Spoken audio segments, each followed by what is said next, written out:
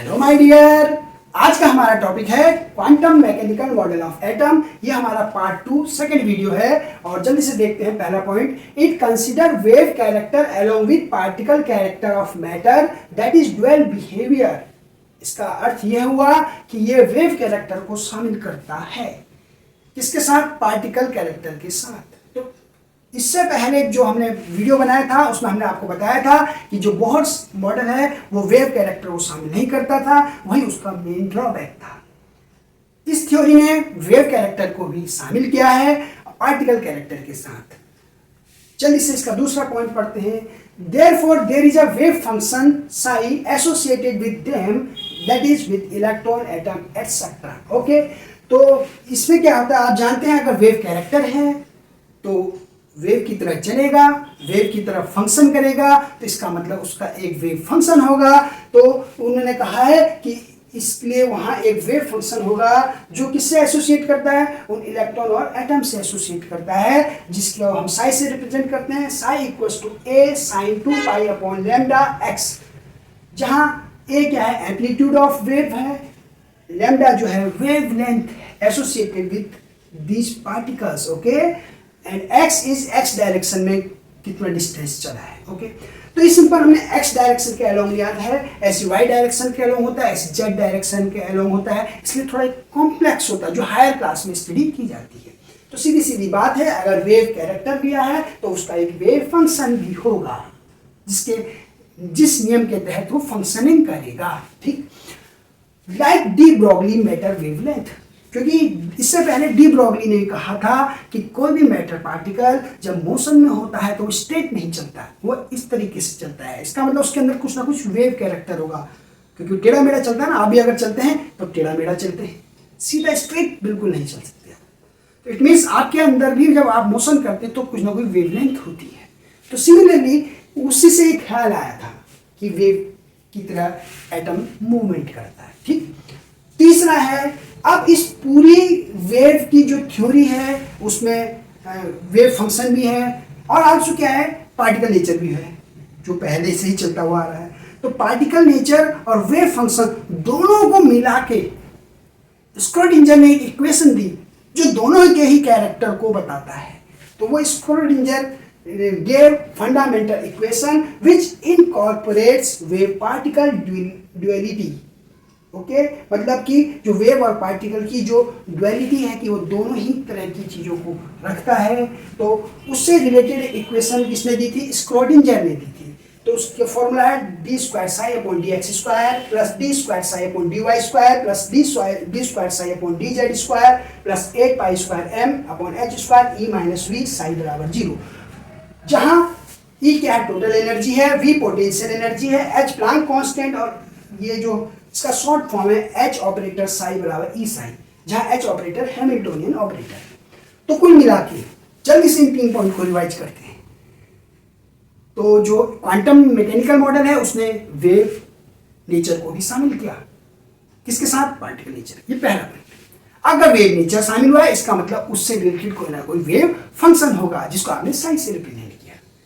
अब दोनों को मिला के दोनों की ही बातों को जो बताया ऐसा फंक्शन किसने दिया? वो स्क्रोडिंजर ने दिया। ये वो फॉर्मूला है। ठीक है, इसको हायर क्लास में स्टडी किया जाता है। तो ये 3 पॉइंट है। अब नेक्स्ट है चौथा point. When Schrodinger equation is solved for hydrogen atom, the solution gives the possible energy levels, that is cells, subcells, orientation, या जिन्हें हम क्वांटम नंबर्स कहते हैं, की जानकारी देता है। हिंदी में इसका अर्थ यह है कि जब स्क्रोडिंजर वेव इक्वेशन को सॉल्व किया जाता है तो वो इलेक्ट्रॉन की एटम के अंदर एनर्जी से रिलेटेड जो भी जानकारी है उसको प्रदान करता है। किस सेल में रहता है, किस सेल के अंदर किस सबसेल में रहता है, उस सबसेल का साइज क्या है, जैसे हमने पढ़ा था एसपीडीएफ सबसेल होते हैं, एस गोल आकार का होता है, स्फेरिकल होता है, पी डम्बेल शेप होता है, डी डबल डम्बेल। तो ये सारी जानकारी हमको स्क्रोडिंजर वेव इक्वेशन को सॉल्व करके ही प्राप्त होती है, अर्थात हमको क्वांटम नंबर की जानकारी मिलती है। नेक्स्ट 5th पॉइंट है, it gave orbital concept and reject definite orbit concept. इन्होंने ऑर्बिटल के कंसेप्ट को दिया था और डेफिनिट ऑर्बिट के कंसेप्ट को मना किया था। क्यों? क्योंकि हाइजेनबर्ग अनसर्टेनिटी प्रिंसिपल और ड्युअलिटी का जो कैरेक्टर होता है वो बताता है कि डेफिनिट पाथ या ट्रेजेक्टरी का आप पता नहीं लगा सकते। तो देयरफॉर वहां पे ऑर्बिट का जो कंसेप्ट था सर्कुलर ऑर्बिट जो बॉक्स मॉडल में था उसको इन्होंने नेग्लेक्ट कर दिया। अब उसकी जगह एक नया कंसेप्ट आ गया ऑर्बिटल कंसेप्ट। ये 3 डायमेंशनल जो उसका प्रोबेबिलिटी है फाइंडिंग की न्यूक्लियस के चारों तरफ, उसको हम ऑर्बिटल कंसेप्ट दिया।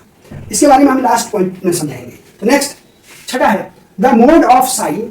इसको आप मोड को ऐसे दो पैरेलल लाइन से रिप्रेजेंट करते हैं, बीच में साई। तो mode of Sai represents amplitude of wave function, कि वेव फंक्शन का एम्पलीट्यूड के बारे में जो जानकारी अगर प्राप्त करनी है तो वेव फंक्शन का मोड कर दीजिए। ठीक हो गया। सातवां है according to this theory the electron revolve in elliptical path, thus form a 3-dimensional region where the probability of finding the electron is maximum, represented by probability density psi square, mod psi square। भाई अगर ये theory से अगर हम चलें तो क्योंकि जो बहुत थ्योरी थी वो तो कहता सर्कुलर बहुत सारे पाथ होते हैं ऑर्बिट्स कहा गया, लेकिन इस थ्योरी ने उसको रिजेक्ट कर दिया। अब मैंने कहा सर्कुलर वे में नहीं मूव करते क्योंकि इलेक्ट्रॉन है वेव की तरफ चल रहे हैं, तो देयरफॉर वो इलिप्टिकल फॉर्म में मूव करेंगे, जैसे हमारा अर्थ सन के चारों तरफ से इलिप्टिकल पाथ में मूव करता है। तो जब कोई चीज इलिप्टिकल पाथ में मूव करेगी तो ध्यान दीजिएगा वो इस तरीके से, ये इलिप्टिकल पाथ है, ऐसे ऐसे मूव करते जाएगी, ऐसे ऐसे। तो क्या होगा, एक 3 डायमेंशनल, ये पूरा का पूरा 3 डायमेंशनल फिगर बनाएंगे। तो यहाँ पे इलेक्ट्रॉन के फाइंड होने की जो प्रोबेबिलिटी है वो मैक्सिमम होती है। तो ये एक एरिया है 3 डायमेंशनल जहां पे इलेक्ट्रॉन के फाइंड होने की प्रोबेबिलिटी मैक्सिमम है। तो इसको उन्होंने क्या नाम दिया, ऑर्बिटल कांसेप्ट दिया। ऑर्बिटल कक्षक हिंदी में कहा जाता है इतनी स्थान को। ठीक हो गया। तो ये 3 डायमेंशनल कांसेप्ट दिया उन्होंने।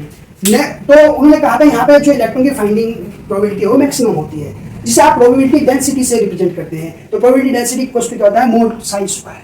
ठीक हो गया। तो यही चीज हम यहाँ बता रहे थे।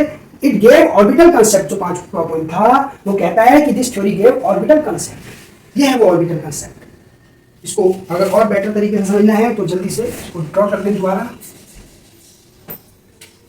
तो ये हुआ इलिप्टिकल पाथ, ऐसे करके होता है ना, तो ऐसे करके ये ऐसे करके ऐसे करके ये इस तरीके से, जो आपने परमाणु कभी कॉमिक्स आती थी उसमें आपने देखा होगा। तो ये 3 डायमेंशनल स्ट्रक्चर डेवलप होता, ऐसे ऐसे ऐसे ऐसे। तो इस ये फॉर एग्जांपल ये कोई पॉइंट है, इस पॉइंट के पहले ऐसे ऐसे मूव किया, फिर ऐसे ऐसे मूव किया, ऐसे ऐसे मूव किया, ऐसे ऐसे मूव किया। तो ये कहीं भी मिल सकता है, बस इतने एरिया मिलेगा। इस एरिया को उसने क्या नाम दिया, ऑर्बिटल। नेक्स्ट है 8th point, therefore N atomic orbital is the wave function psi for an electron in an atom. तो जो एटॉमिक ऑर्बिटल है वो वेव फंक्शन है for an electron in an atom. तो एक बार रिकैप कर लेते हैं जल्दी से। तो पहला पॉइंट क्या था, वो था कि जो क्वांटम मॉडल ऑफ एटम है वो वेव कैरेक्टर को भी शामिल करता है, पहला पॉइंट। दूसरा, अगर वेव कैरेक्टर है तो वेव की तरफ फंक्शन भी होगा, फंक्शनिंग भी करेगा, तो एक वेव फंक्शन होगा साई बराबर a sin 2π/λ x। ये x एक्सिस के अलोंग था, ऐसी y एक्सिस के अलोंग, z एक्सिस के अलोंग। ठीक। तो दूसरा पॉइंट। तीसरा पॉइंट है स्क्वाड्रिंजन ने एक इक्वेशन दी जिसमें वेव कैरेक्टर को भी उसमें शामिल किया, और जो फॉर्मूला था वो d² psi/dx² plus d² psi/dy² plus d² psi/dz² plus 8π² m/h² e - v psi बराबर 0। ये ओवरऑल वेव कैरेक्टर को भी बताता है और पार्टिकल कैरेक्टर को भी। ठीक हो गया। चौथा पॉइंट क्या है, जब इसी इक्वेशन को सॉल्व किया जाएगा तो possible energy levels of electron उसकी जानकारी मिलती है। ये इलेक्ट्रॉन कहाँ कहाँ रहता है एटम में, किस ऑर्बिटल में रहता है, कितनी दूरी पे रहता है, तो एनर्जी, डिस्टेंस, सारी जानकारी जो है इस इक्वेशन को सॉल्व करके मिलती है। तो जाहिर सी बात है, जिन्हें आप क्वांटम नंबर्स कहते हैं उनकी जानकारी भी यही इक्वेशन देती है। नेक्स्ट 5वां पॉइंट क्या था कि क्योंकि हम जानते हैं बोहर मॉडल में कहा गया था ऑर्बिट की बात, तो उन्होंने ऑर्बिट को रिजेक्ट किया क्योंकि ऑर्बिट एक डेफिनिट पाथ है, जो डेफिनिट पाथ नहीं बना सकती इलेक्ट्रॉन। क्यों? क्योंकि इलेक्ट्रॉन माइक्रोस्कोपिक पार्टिकल से मूवमेंट करेगा, वेव कैरेक्टर रहेगा। देयरफॉर हाइंजबर्ग अनसर्टेनिटी प्रिंसिपल और वेव कैरेक्टर और की जो ड्यूअल कैरेक्टर वाली बात थी वो डेफिनिट पाथ या ट्रेजेक्टरी को मना करती है। इसलिए इस थ्योरी ने ऑर्बिट को हटा के ऑर्बिटल का नया कंसेप्ट लाया। ठीक। क्यों? क्योंकि इन्होंने कहा था, नेक्स्ट पॉइंट में बताया जाता है कि जो 7वां पॉइंट है कि electron revolve in electrical path in case of circular path. Okay, वो इलेक्ट्रिकल पाथ मूव करता है, और जब इलेक्ट्रिकल पाथ मूव करेगा ऐसे ऐसे ऐसे ऐसे ऐसे करके, तो आप देखेंगे वो इस तरीके की स्ट्रक्चर डेवलप करेगा, एक 3 डायमेंशनल एरिया डेवलप करेगा जहाँ पे इलेक्ट्रॉन की फाइंडिंग की प्रोबेबिलिटी मैक्सिमम होगी, जिसे आप प्रोबेबिलिटी डेंसिटी से रिप्रेजेंट करते हैं साई स्क्वायर या मोड ऑफ साई का स्क्वायर कहा जाता है इसे, ठीक। तो ये प्रोबेबिलिटी डेंसिटी बताता है, इलेक्ट्रॉन की फाइंडिंग होने की मैक्सिमम प्रोबेबिलिटी की जानकारी देता है, जिससे इस 3 डायमेंशनल एरिया को आप ऑर्बिटल कहते हैं या कक्षक कहा जाता है, ठीक हो गया। तो ऑर्बिट की जगह ऑर्बिटल कंसेप्ट आया था। और एक छठा पॉइंट था कि जब अगर आप साई का मोड कर देंगे, मतलब वेव फंक्शन का मोड कर देंगे, तो वेव के एम्पलीट्यूड की जानकारी देता है, ठीक। और लास्ट है कि जो एटॉमिक ऑर्बिटल होता है वो क्या है, एक वेव फंक्शन है साई का, मतलब वेव फंक्शन है Sai for an electron in an atom. तो एटॉमिक ऑर्बिटल कोई डेफिनेट चीज नहीं है, वो एक वेव फंक्शन है, ठीक। तो आशा करता हूं कि आपको ये वीडियो अच्छा लगा होगा। तो please like and subscribe this channel. अब क्वांटम नंबर की जो जानकारी है वो नेक्स्ट वीडियो में दी जाएगी, ठीक है।